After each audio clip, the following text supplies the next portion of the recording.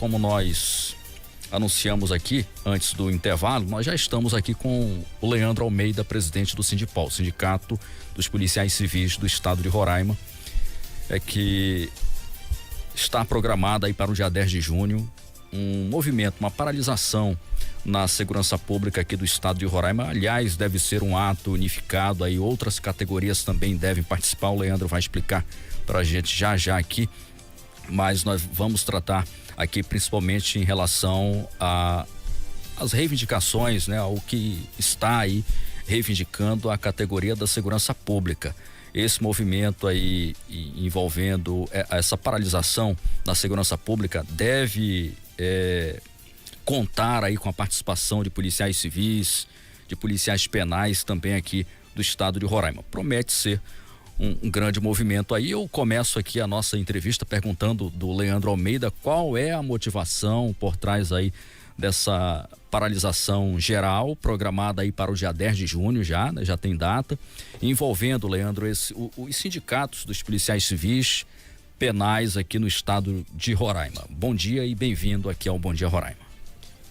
Bom dia, Marcelo Natanael, bom dia a todos os ouvintes da Rádio Folha. É uma satisfação estar mais uma vez aqui nos estúdios do Grupo Folha. É uma pena que para tratar de um assunto tão delicado, né, Natanael? A gente falava agora há pouco antes de entrar no ar, né? Esse movimento do dia 10, na verdade, assim, só para que o ouvinte possa compreender, né? Os presidentes dos sindicatos estiveram reunidos, né? Quase todos os segmentos ligados ao Poder Executivo, no início do mês, lá na nossa sede, do Sindicato dos Policiais Civis, e de lá nós tomamos alguns direcionamentos, né? Dentre eles, uma possível paralisação dos serviços públicos vinculados ao Poder Executivo. O Sindicato dos Trabalhadores do Estado de Roraima, que é o Sintraima, cujo presidente é o Francisco Figueiras, já realizou a sua Assembleia Geral. E lá eles decidiram paralisar por 24 horas no dia 10 de junho. Né? E ele já informou ao governo do estado, já oficiou os órgãos públicos como tem que ser, como reza a legislação que trata do assunto.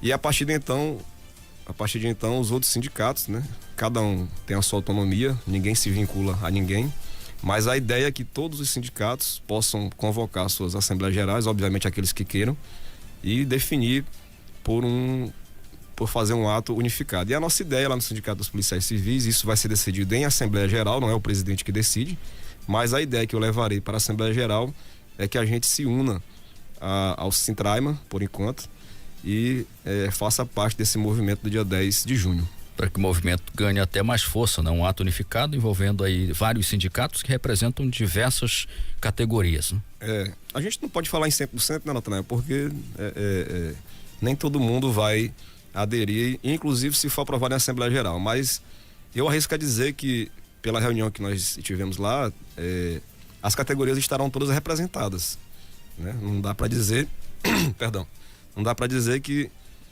todos os servidores vão aderir, mas o sindicato que representa aquela base de servidores vai estar presente, esteve presente ou vai estar numa ocasião futura.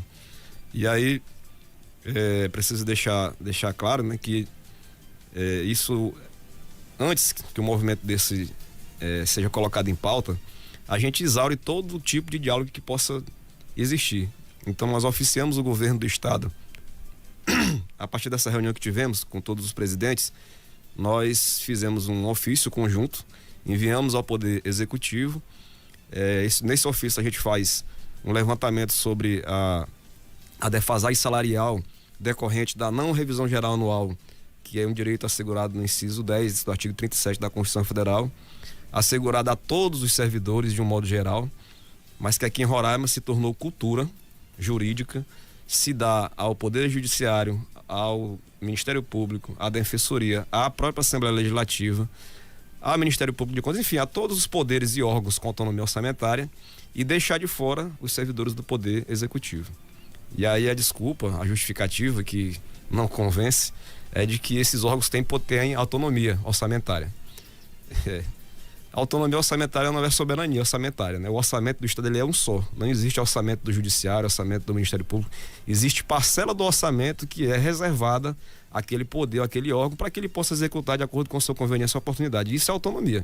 Mas esse dinheiro ele sai do orçamento do Estado. Então, se há crescimento vegetativo capaz de se acrescer o orçamento desses poderes e órgãos, não há justificativa nem jurídica, nem factual, para que o Poder Executivo não possa também ter esse crescimento e conceder essa revisão aos servidores do Poder Executivo. Então, a pauta geral que vincula todos nós do Poder Executivo é a revisão geral anual dos nossos salários. É de quantos por cento, Leandro? A Constituição não fala, né, qual é o percentual que deve ser concedido, mas já é entendimento consolidado de que essa revisão geral ela deve ocorrer com base na inflação do ano anterior. Então, no ano passado nós tivemos uma inflação de 4,62. É o percentual que foi concedido aos servidores de outros poderes e órgãos. Então, é o mesmo percentual que estamos reivindicando do Poder Executivo, apesar de que, dada a questão de nós estarmos há vários anos sem essa revisão geral, nós estamos com uma defasagem muito superior a isso, né? Mas, por coerência, né, inclusive, nós estamos reivindicando do Poder Executivo essa revisão geral anual com base na inflação do ano anterior, que é de 4,62%.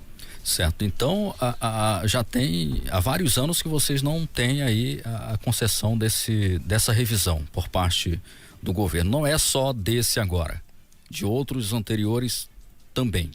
Sim, a gente fez um levantamento no ofício, estou até tentando... Por favor, para detalhar aí para a gente, os nossos ouvintes.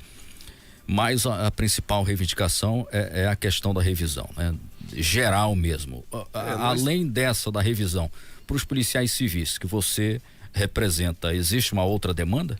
Sim, com certeza. Nós temos problemas gravíssimos hoje que afetam a Polícia Civil, né? A gente tem, como sempre, procurado agir com muita responsabilidade, né? E sempre todas as reivindicações que o sindicato apresenta a público, como as que eu irei daqui a pouco me manifestar, elas estão todas documentadas. Então existe procedimento no SEI, que é o nosso Sistema Eletrônico de Informação. Nós fazemos ofício, encaminhamos para a Delegacia Geral, algum deles encaminhamos inclusive para o próprio governador. Então não há nada aqui que eu venha externar aqui que não seja de conhecimento da administração pública. Sim. Né? E a gente tem hoje problemas seríssimos dentro da Polícia Civil.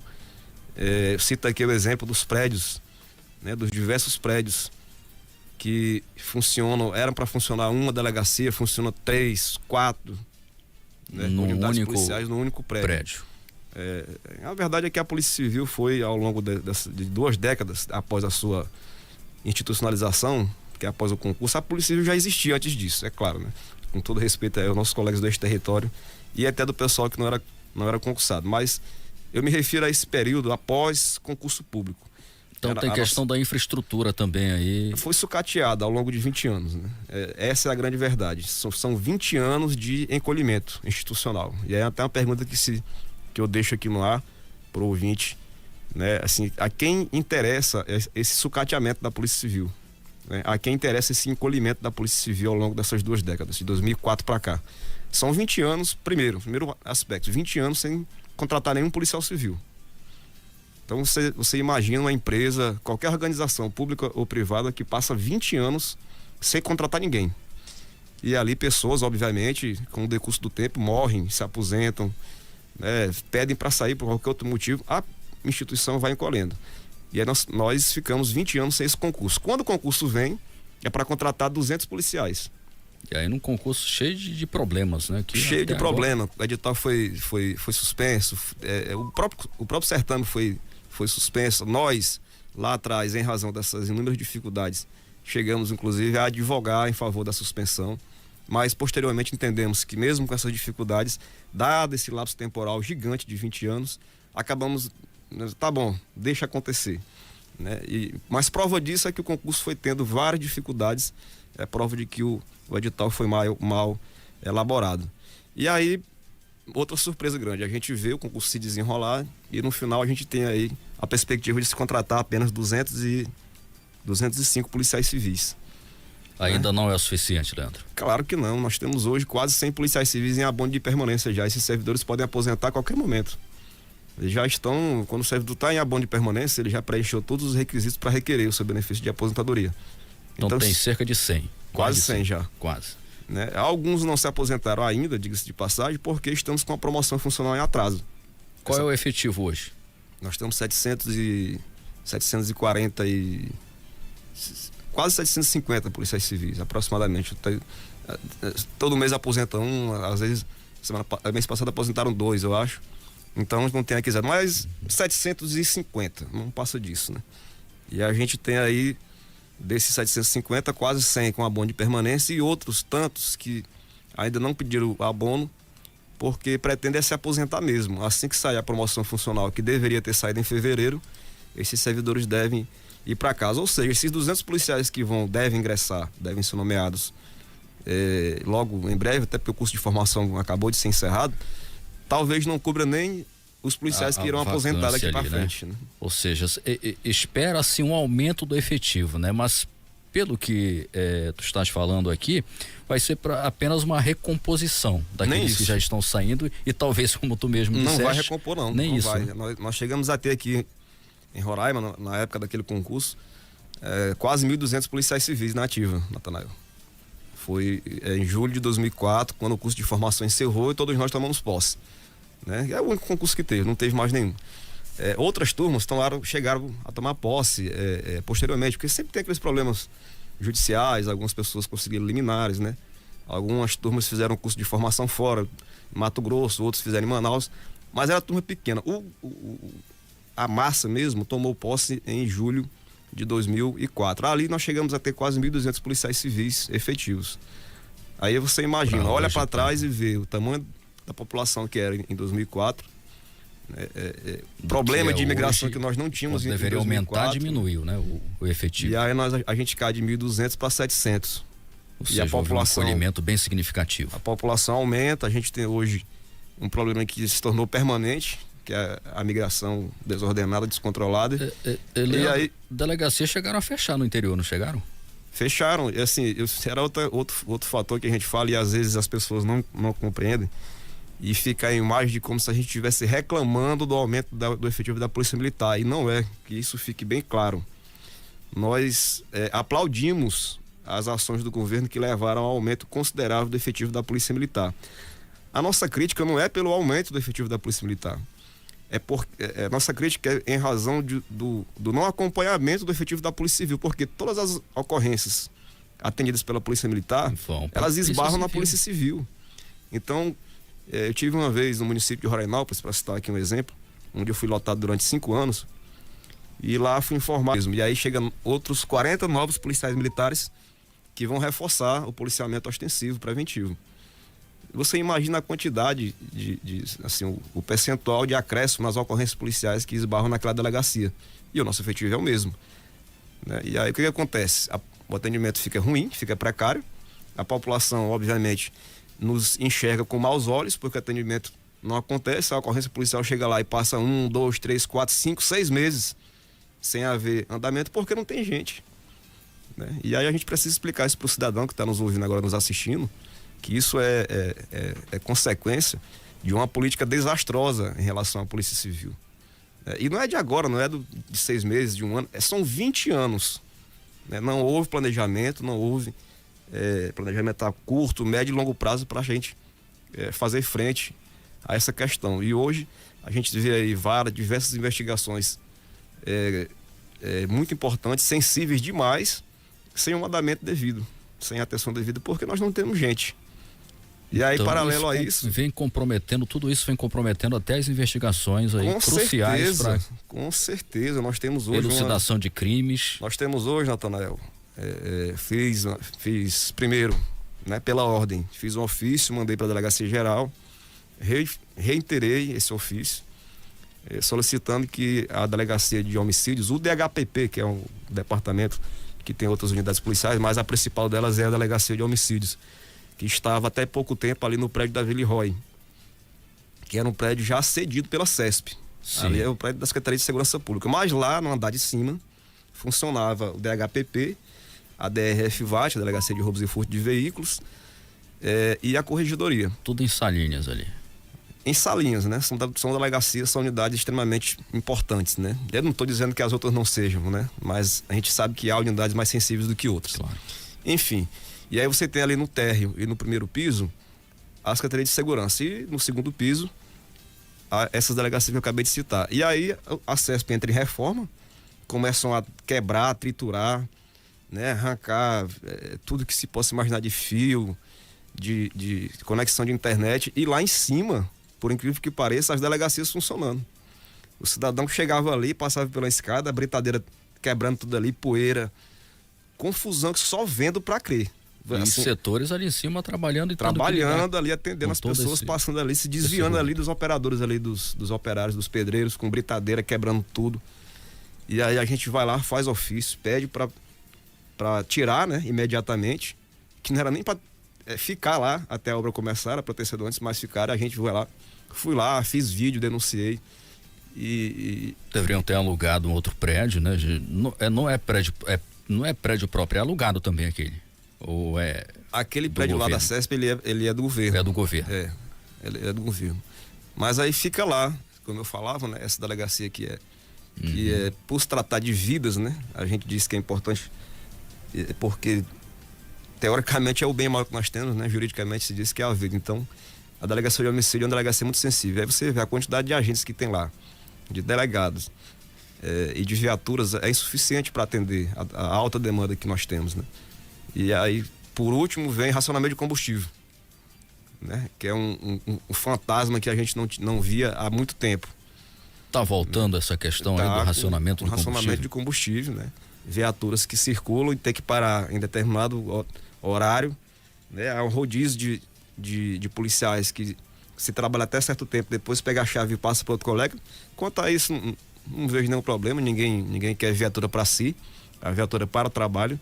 Mas a gente sabe que algumas unidades policiais, e aí saio da DGEG, aí vou pro DENARC, por exemplo, que a delegacia é o Departamento de Narcóticos, ali já é um pouco diferente.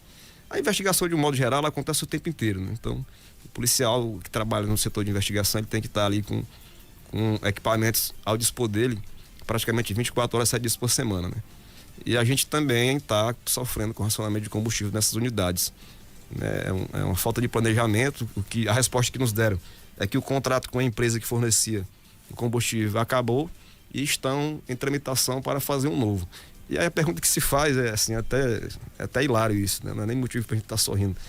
Como é que se deixa acontecer um negócio desse, né? Se já se sabe que o contrato vai encerrar em determinado mês. Porque deixam vencer para depois fazer uma nova, e aí fica nesse lapso, né? Sem combustível. A mesma coisa acontece, nós estamos aqui alinhando aqui, como você perguntou, quais eram as outras demandas da Polícia Civil, e eu estou aqui indo pela ordem.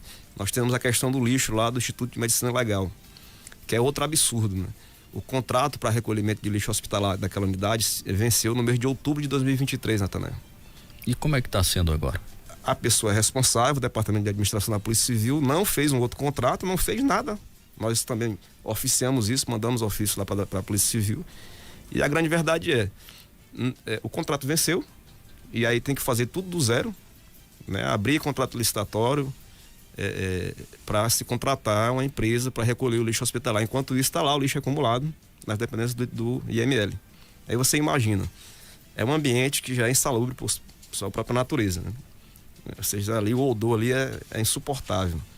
Você lá vai visitar e fica se perguntando como é que os colegas suportam aquela insalubridade que ali está, que já é insalubre pela própria natureza do local onde se exerce essas atividades. E aí, paralelo a isso, o acúmulo de lixo nas dependências do IML. São acumulados onde tem um pátio lá, tem uma parte de trás onde esse lixo é deixado? Praticamente no mesmo ambiente que os colegas realizam a necrópsia.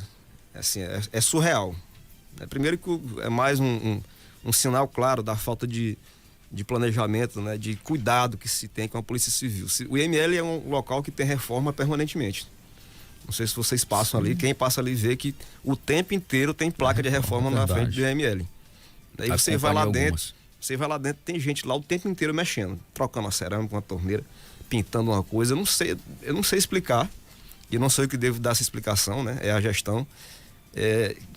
que reformas são essas permanentes que acontecem no ML, e você vai lá e não vê muita coisa. O lixo está lá acumulado, né, Leandro? Porque não fizeram a tempo a licitação para contratação de empresa, ou para renovar com a que estava, ou contratar outra. Aí fica um local que, como você falou, já é um pouco meio que insalubre, pela natureza mesmo do local, e ainda mais com lixo acumulado, né?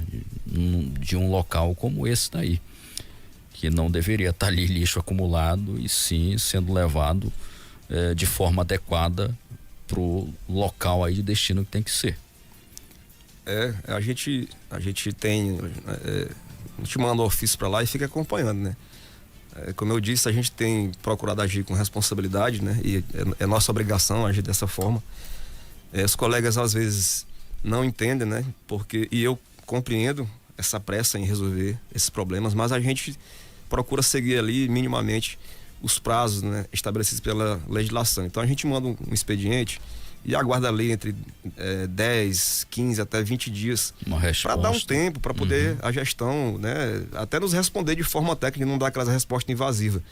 E aí o colega às vezes não sabe disso ou não procura saber, mas todas essas questões que eu citei aqui, todas, sem exceção, elas estão documentadas. O sindicato já há muito tempo tomou conhecimento delas e vem procurando, até porque o nosso objetivo, Natanael, não é criar o caos, nosso objetivo é resolver. Então, se eu consigo resolver um problema através de um expediente, de uma reunião com a delegada geral, não tem por que eu expor ele para a sociedade. Não tem motivo nenhum, não teria motivo nenhum. Vocês não vêm tendo esse diálogo com a delegada? Sempre. Eu conversei, sempre tive do último delegado geral para cá, que era o Eduardo Vane, hoje. Sim. A Darlinda, na hora que eu ligo, atende. Compreendo, né, e deixar claro aqui, como eu disse, esse não é um problema que nasceu no mês passado, há 2 meses atrás. Isso é um problema crônico, né? É um problema crônico e passa de gestão em gestão. Essa questão do concurso público, por exemplo, você vai dizer que é problema, que é culpa do atual governo ter passado 20 anos sem ter concurso? Exclusivamente não, mas é culpa dele, porque ele já está há 5 anos, já teria dado tempo de fazer 2 concursos pelo menos, né? Como ele fez da Polícia Militar, como ele fez da Polícia Penal, né? Já foi feito, a Polícia Penal tem 10 anos só, nós temos 20, já foi feito 2 concursos para a Polícia Penal. Então, assim, é falta de vontade, eu não sei, acho que é uma má vontade, eu não sei com quais olhos enxergam a Polícia Civil, né? A gente toca aí, não sei se em razão de algumas investigações que são sensíveis e que incomodam, mas é a nossa missão constitucional, claro, né? E parece assim que fica...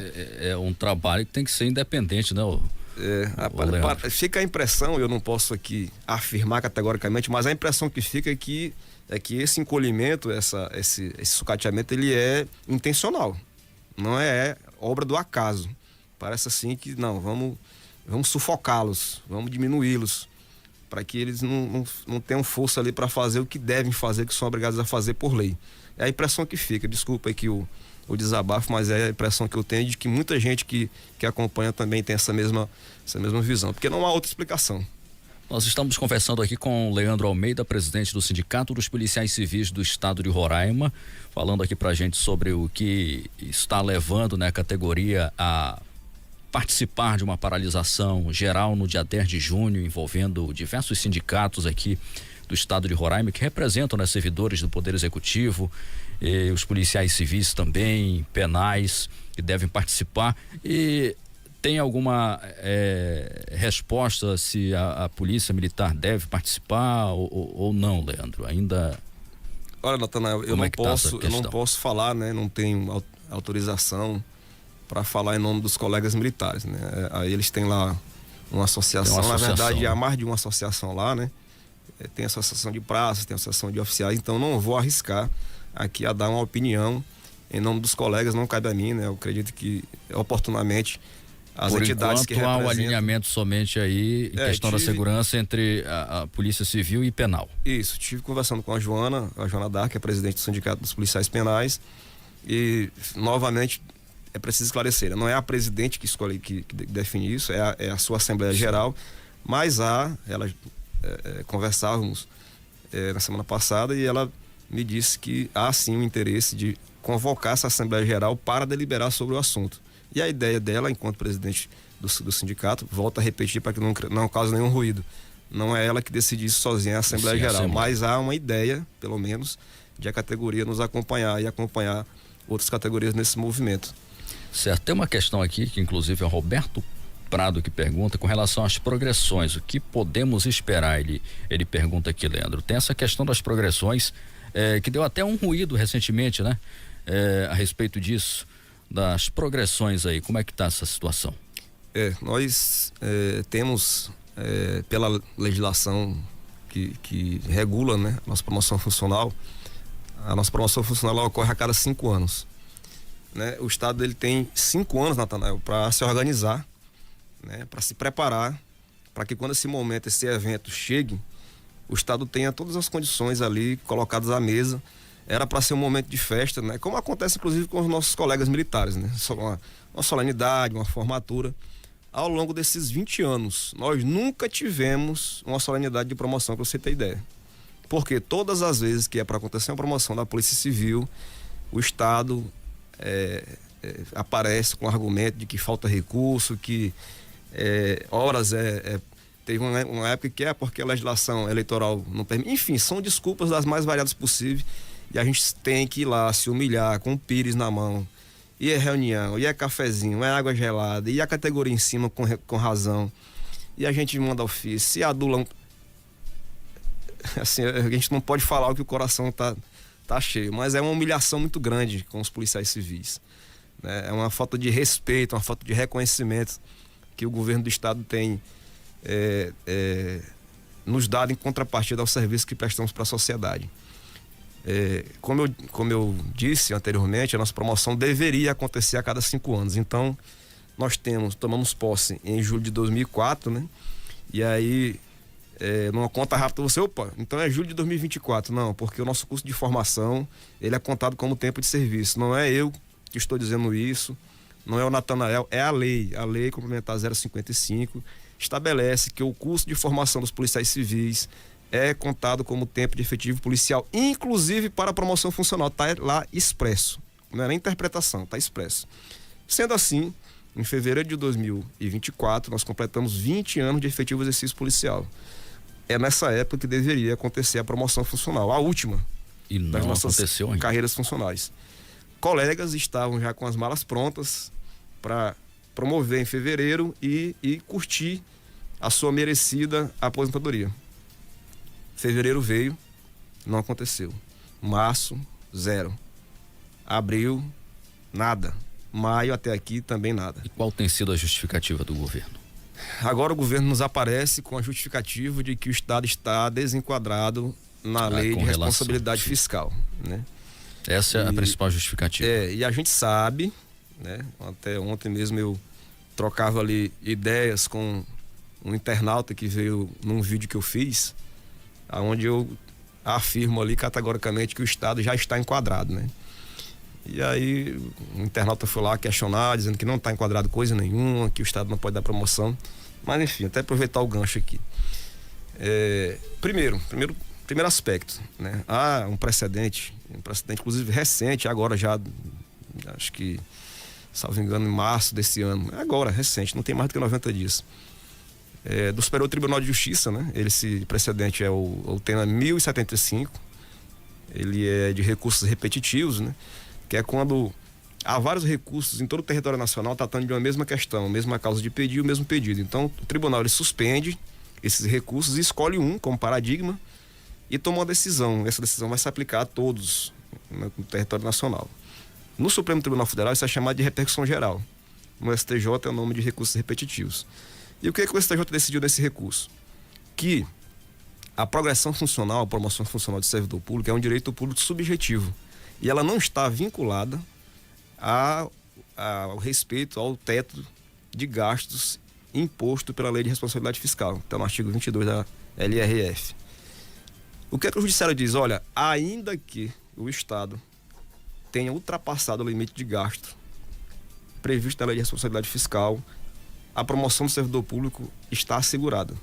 Isso está no artigo 22 da lei. A própria lei diz isso. O Poder Judiciário apenas veio dar uma interpretação e dar mais uma certeza né? Dizer assim, olha, senhor governador, senhor prefeito, não se preocupe, tá? Mesmo que esteja com gasto estourado, a promoção do seu servidor deve ser concedida. Então, a gente tem ouvido do governo do estado esse argumento do estouro, né, de gasto com o pessoal, né, que teria ultrapassado 49%. Só para finalizar esse tema, Antônio, se você me permite. Claro. Essa medição, essa aferição, ela acontece a cada 4 meses, que é por quadrimestre. Em dezembro de 2023, que é o último quadrimestre de 2023, o estado de Roraima, de fato, estava com 49,28% de gastos com pessoal, ou seja, estava 0,28% acima do limite estipulado pela Lei de Responsabilidade Fiscal. Isso em dezembro. Nós temos informações de dentro da própria Secretaria de Fazenda que, em razão do acréscimo de receita, né, que a solução é essa, não é nem diminuir despesa, é aumentar receita. Isso é o próprio governador que diz, e é verdade. O estado tem hoje um superávit acumulado de quase 400 milhões de reais por excesso de arrecadação, e houve sim, né, se não houve a diminuição, mas houve pelo menos um contingenciamento de gastos. Então o estado ele está sim enquadrado na Lei de Responsabilidade Fiscal atualmente. Isso a gente vai ter certeza a partir do dia 25 de maio, quando sai o relatório da execução orçamentária de todos os estados do Distrito Federal. Mas agora, já no dia 5 de maio, 3 ou 5 de maio, foi publicado um relatório parcial da execução orçamentária pelo Tesouro Nacional. E esse relatório indica o quê? Esse relatório não é o relatório quadrimestral, que é o que é previsto pela Lei de Responsabilidade Fiscal, mas ele trata de assuntos, de execuções ali parciais, de pessoal, ele é um pouco parecido, né? E ali, pelos números ali demonstrados, levando também em consideração esse excesso de arrecadação de quase 400 milhões, seguramente o estado está enquadrado. Era só 0,28% que estava estourado. Então a gente está assim enquadrado, e isso vai ser demonstrado, eu não tenho nenhuma dúvida, a partir do dia 25 de maio, quando for publicado o relatório geral. 8h55. A gente vai aqui para o nosso WhatsApp, Leandro. Leonardo Volpe está por aqui, obrigado pela participação. Sabendo que um quartel é uma empresa pública igual uma do governo estadual, por que as coisas em que não sei em que quartel funcionam? Não entendi, Leonardo, desculpa. Tá bem complicado. Mas vamos lá, Ferreira Santos está por aqui. Bom dia, Natanael. Fui policial civil no ano de 98. Queria voltar, mas estamos esperando a PEC, a questão da PEC lá, né, o Leandro, do pessoal das antigas lá. Até agora nada. Ele diz aqui: Leandro está de parabéns por lutar pela categoria. Está há quanto tempo já à frente do sindicato, Leandro? Estou há 6 anos. 6 anos. 6 anos e alguns meses, né? Aqui uma outra questão. Nazareno do Aparecida também está por aqui. Obrigado, Nazareno, pela sua participação. Ele diz aqui: me responde se puder, se tem projeto para fazer outro prédio do IML.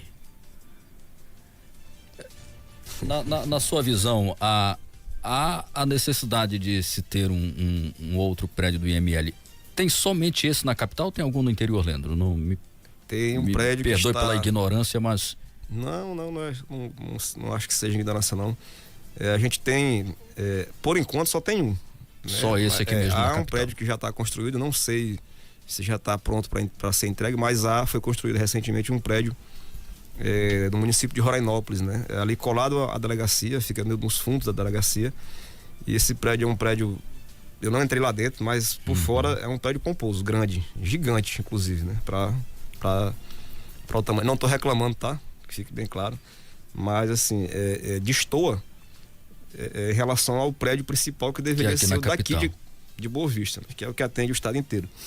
Esse prédio lá deve abrigar o IML, o Instituto de Criminalística e o Instituto de Identificação. Seria um prédio ali para atender a parte da perícia da Polícia Civil, está já construído. Daquela região lá do sul. Creio eu, pelo menos na parte externa, demonstra que deve estar prestes a ser entregue, né? Eu não tenho aqui como dizer, precisar quando será inaugurado. E aí nós vamos ter um outro problema. Quem é que vai trabalhar nesse prédio? Não tem pessoal para trabalhar no prédio. É só uma pergunta que eu deixo no ar aí, porque não tem.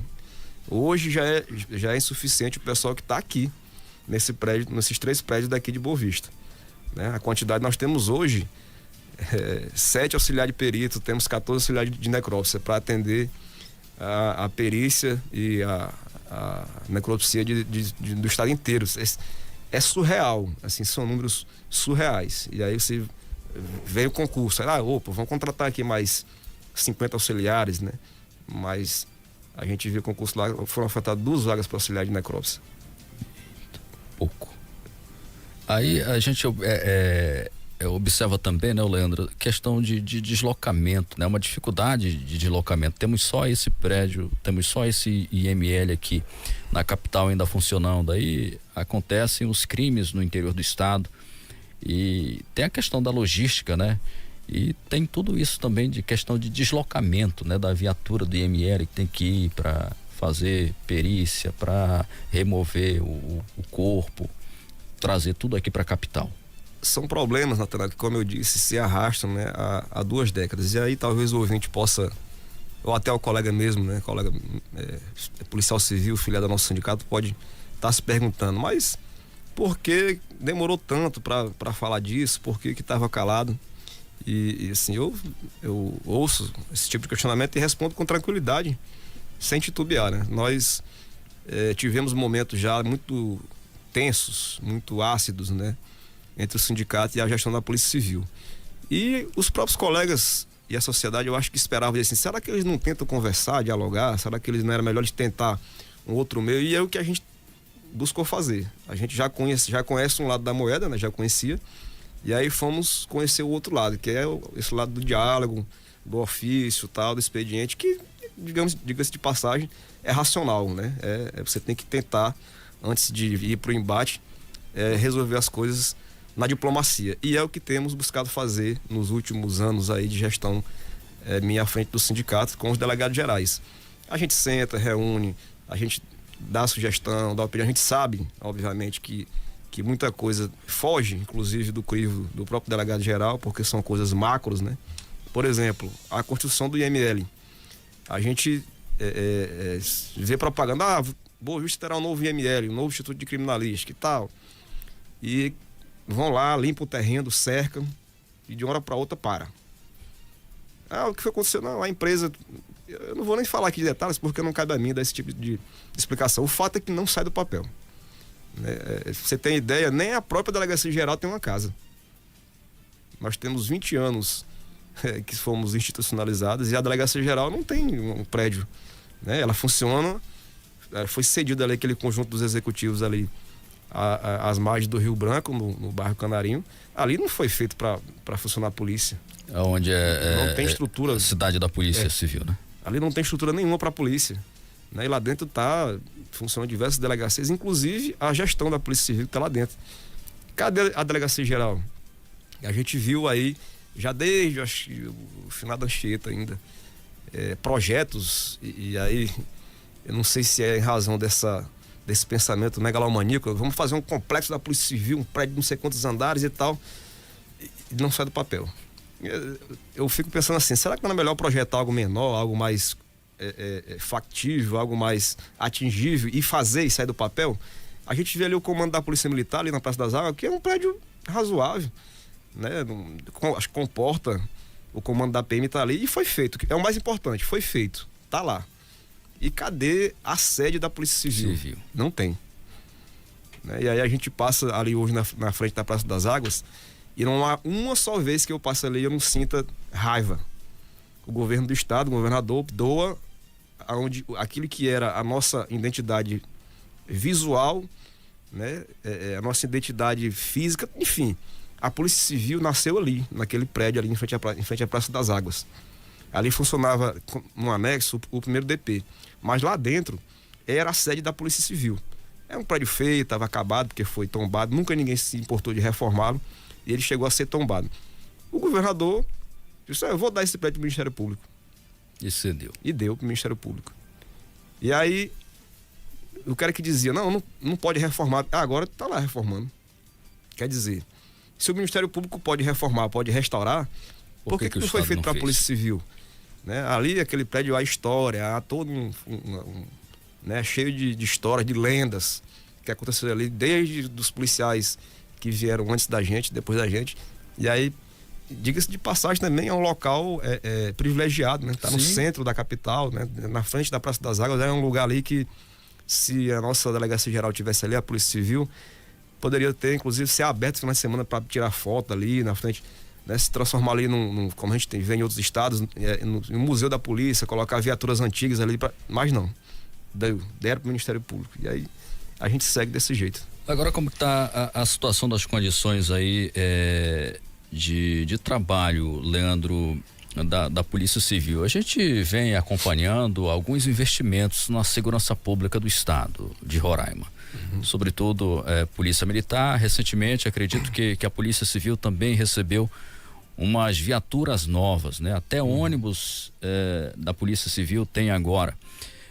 Isso tem servido para alguma coisa aí, para a categoria? Como é que está essa situação? Porque, como tu já disseste há pouco, né? Até racionamento de combustível tem. Então, chegaram viaturas novas, porém, com racionamento de combustível, essas viaturas, elas estão na rua, Leandro? Elas estão já em pleno funcionamento aí ou não? Estão sim, Natanael. Elas estão servindo sim a Polícia Civil. Há sim um resultado positivo em decorrência desses investimentos feitos em torno de viaturas, né?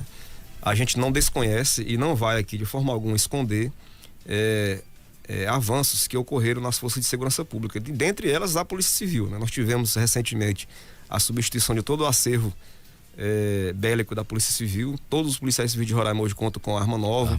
Armamento moderno. Nós temos hoje viaturas, se não em número suficiente, mas muito diferente de realidade que vivemos no passado recente. E a gente não esconde, a gente é muito responsável quanto a isso, né? Só que polícia se faz com gente, né? Não adianta fazer investimento isolados, pessoal, né? Se tem gente para trabalhar. O policial, se o psicológico do policial, né? Se a mente do policial, ela está, por razões vinculadas ao exercício da profissão, está abalada. Então, ponto positivo, né? Tem viaturas, né? Tem armamento novo, beleza, ponto positivo. Prédios, condições precárias, né? Semana passada, 10 dias atrás, 15 dias atrás, eu recebi fotos e vídeos no momento em que estava chovendo. A água estava literalmente invadindo o prédio onde funciona o 3º e o 4º distrito policial. O colega filmando lá na hora, ao vivo, me mandou o vídeo. Eu logo de imediato mandei para a delegada geral, né? Para assim, olha, eu vou mandar para conhecimento, porque muitas vezes nem o próprio gestor maior tem conhecimento, né? Até porque há toda uma cadeia hierárquica de comando, né? Ela é delegada geral, tem um diretor de um departamento que cuida dessa parte de manutenção de prédios, essas coisas de viatura, tem o delegado titular da unidade policial. Então eu não vou aqui por qualquer coisa que aconteça culpar logo a delegada geral e tampouco o próprio governador de forma direta. É óbvio que ele, na condição de governador, e ela na condição de delegada geral, tem parcela de responsabilidade pelo fato de assumir, de estarem no cargo que estão ocupando. Mas lá a água estava literalmente invadindo o prédio. Pela essa janelazinha que tem na lateral do prédio, eu não sei nem explicar, mas a água estava jorrando, entrando dentro do prédio, no plantão onde os colegas estavam fazendo registro de ocorrência policial. E alagando tudo lá. E deu até de destruir até material, né? Risco de incêndio, inclusive, porque estava lá também próximo da fiação. E esse prédio é um dos poucos prédios construídos nessa gestão de 20 anos. Fica ali na Avenida São Sebastião, que era para ser o 3º distrito policial, mas é o 3º e 4º.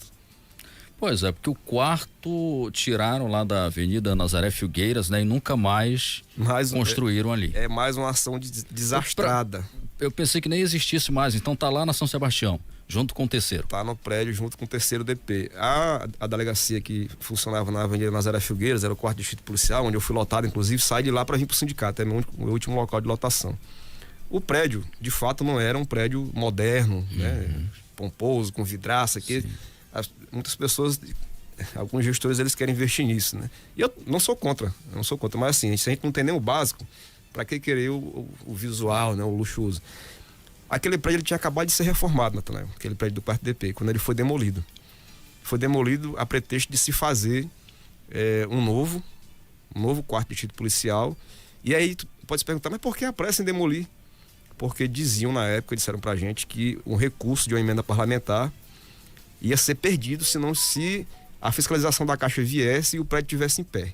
Então tinha que demolir, tirar, porque o pessoal da Caixa, que tinha um convênio lá para executar a emenda, tinha que ver o terreno limpo. Aí demoliram de uma hora para outra, desocupa, tira, derrubaram, passaram o trator. E tá até hoje. E essa emenda, será que ainda existe? Aí hoje, pelo tempo? Hoje, duvido muito, mas não posso afirmar porque eu não tenho acesso. Mas se perde, né, com o tempo, então acredito que já tem. Mas lá já mudaram de ideia, lá agora tá sendo levantada e já, não sei por qual razão também, já tá parada a obra lá, tá paralisada. O prédio... Mas não dá a intenção de se... Não, lá tá, quem passa lá tá vendo lá um prédio. E todo mundo, a sociedade, eu inclusive, eu moro lá próximo, quando eu vi levantar as paredes ali e eu não observei a placa, inicialmente, né? Eu acho, não, vão reconstruir o quarto DP. Porque a delegacia, o quarto distrito policial, ele sempre foi a delegacia mais badalada da cidade. Sim. Né? Até pela sua localização, ali do lado do 2º Batalhão da Polícia Militar. Então era a ocorrência do tempo inteiro ali, era frenético. E a população esperava que esse prédio fosse reconstruído, se não lá naquele lugar, mas ali próximo, né? Porque é um local bem localizado ali, um endereço bem localizado ali naquela região. Para minha surpresa, não é o quarto DP que está sendo feito lá, é a Delegacia da Infância e Juventude e a Delegacia do Idoso. E aí, por que a gente acha que é inapropriado essas delegacias ficarem ali? Essas delegacias são delegacias especializadas. Só há uma unidade dessa na capital. O mais conveniente e oportuno é que essas delegacias especializadas fiquem mais centralizadas. Porque viaturas que atendem a ocorrência na cidade inteira vão tomar direção a essas delegacias. Então, seria razoável que essas delegacias especializadas, como é o caso da Infância e Juventude e do Idoso, tivesse um endereço mais localizado aqui para o centro, né, para receber ali as ocorrências policiais que vêm de todos os bairros da capital. Mas, enfim, quarto DP ou Infância... Queria aí dar meus parabéns aí para o presidente do Sindicato de Policiais Civis pelo apoio que ele vem dando ao pessoal do cadastro de reserva da Polícia Civil. Porque a gente teve um gasto enorme, né? Gastamos mais de R$3 mil para poder exames, tudo, né? E até agora nada, não foram chamados e graças a Deus conseguimos agora abrir um cadastro de reserva que não tinha e estamos ansiosos esperando a convocação, né? Então eu agradeço muito aí pelo apoio que o presidente do Sindicato da Polícia Civil vem dando a gente. Um abraço, muito obrigado a todos. Isso aí, Leandro. O pessoal já desse novo concurso, né? De agora. A gente tem a informação, recebi um relatório, né? Da comissão do cadastro de reserva do concurso. Recebi lá no sindicato, inclusive hoje voltaremos a nos encontrar lá no Sindicato dos Policiais Civis e vamos tratar desse assunto lá no podcast que vamos fazer lá, do próprio sindicato. Certo. Às 16 horas. Um documento bem redigido, né? Falando sobre o cadastro de reserva desse concurso da Polícia Civil. Na contagem deles, há hoje 146 policiais civis nesse cadastro de reserva. Recebi essas informações, li com atenção. De imediato, eu oficiei a Delegacia Geral, indagando a gestão a respeito da existência desse cadastro de reserva e de quantos efetivamente estão nesse cadastro. Não é que eu esteja desconfiando do documento feito pela comissão, mas eu quero ter uma informação oficial do Estado da Administração Pública, né? E eu já, de antemão aqui, me manifesto, né, favorável à abertura de mais uma turma, né, no curso de formação, para que esses colegas que estão no cadastro de reserva possam vir a ingressar aos quadros da Polícia Civil. Não é desarrazoado, Natanael, né? 20 anos sem concurso público. Se contratar, se esses colegas forem chamados, 350 policiais civis, ainda não vai dar nem para cobrir os que saíram, mas seria, na nossa avaliação, razoável que o governo do estado atendesse, né, o clamor desses pais e mães de família que estão no cadastro de reserva, até porque nós compreendemos que há interesse público, né, a ser protegido nessa contratação, né? São 146 colegas que que viriam a reforçar aí os 205 que já concluíram o curso de formação.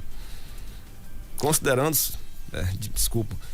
inclusive que houve a contratação de 1.200 policiais militares recentemente, só na gestão do governador Antônio Denari, e de quase 400 policiais penais. Então não há nada fora do razoável, não há nada, ninguém vai estar inventando a roda e nem inventando chumbo, né? Então dá para sim contratar esses colegas, nós somos favoráveis a esse pleito. 9h13 agora. O Ferreira Santos, verdade, trabalhei no prédio, se referindo lá ao prédio do 4º DP. Mandar um bom dia aqui pro nosso amigo Ronald Brasil, que sempre tá ligado por aqui conosco, acompanhando. Um grande abraço, Ronald, para você. Obrigado pela audiência de sempre, todas as manhãs aqui. Professor Júlio Pinto também, obrigado, professor Júlio, pela sua participação. São 9h13. A gente vai finalizando aqui a entrevista com o Leandro Almeida, presidente do Sindipol, Sindicato dos Policiais Civis aqui do estado de Roraima. Deixa eu ver quem está aqui. Cariboca Matias, esse nos representa. Dudu Gomes também está por aqui, obrigado, Dudu, pela sua participação. Então, agradecer aqui a participação do Leandro. Leandro só reforça aí, né, a paralisação que deve acontecer 10 de junho, envolvendo aí não só a questão da segurança pública, polícia civil, penal, que vocês estão discutindo. Claro que assembleias ainda serão realizadas. Quero que você fale, inclusive, quando que a Assembleia Geral aí do Sindicato dos Policiais Civis será realizada, para que vocês venham aí a aderir também, a participar desse movimento, dessa paralisação geral marcada já para o dia 10 de junho, onde já há categorias aí que já decidiram em assembleia isso. Certo, Natanael, só para antes de partir para a conclusão, nós do Poder Executivo, eu fiquei dessa informação, acabei não localizando o ofício naquele momento. Nós temos hoje acumulado 39,75% de encolhimento de salário. Isso aqui... Quase 40%. Se você tivesse um salário de R$100 a 2015, que foi quando nós deixamos de ter a revisão geral anual, hoje ele valeria 40% a menos. O seu poder de compra teria baixado de R$100 para 60. Esse é o percentual de perda que nós do Poder Executivo temos, em razão da não revisão do salário. Não é aumento de salário. Isso aqui era só para a gente manter o nosso poder de compra.